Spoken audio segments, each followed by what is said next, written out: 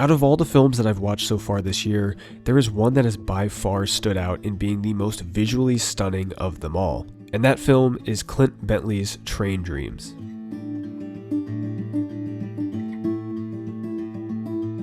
Now, the film tells the life story of a man named Robert Granier, who was a logger and railroad worker in early 20th century Washington state. We follow his life as he meets his wife and they start a family in a small cabin. But Robert is forced to leave his family for long periods of time due to his job, causing him to lose touch with his family and time itself.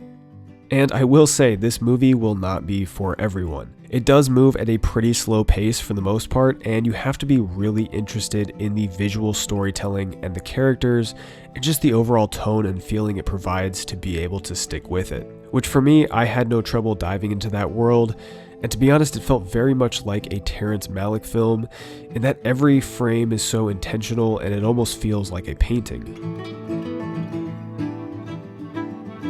The performances in this film were just fantastic, especially from Joel Edgerton, and it kind of had to be. I mean, we follow his character in the film from beginning to end, and he portrays the character in such a real and authentic way that it really resonates with the audience and brings you into his world.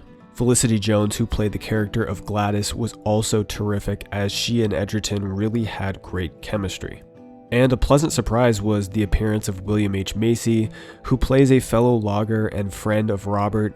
It was such an interesting character for Macy to play, and I felt like he really transformed into this unique early 20th century logger character. The cinematography by Adolfo Veloso is really what steals the show. I mean, from the first 10 minutes of this film, I was absolutely mesmerized by some of these shots, and to be honest, that's what kept me engaged in this film.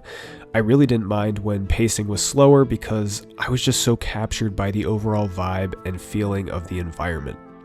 And to be honest, it's a little disappointing that this film only had a limited theatrical release due to it being distributed by Netflix, but it really feels like a great film to experience in a theater environment.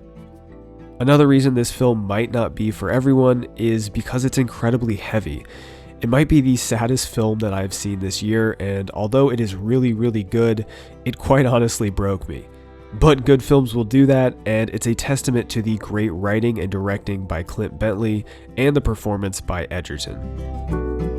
So overall, Train Dreams was a film fueled by its visual storytelling, and it's an incredibly interesting look at the life of a man in the early 20th century and his connection to nature.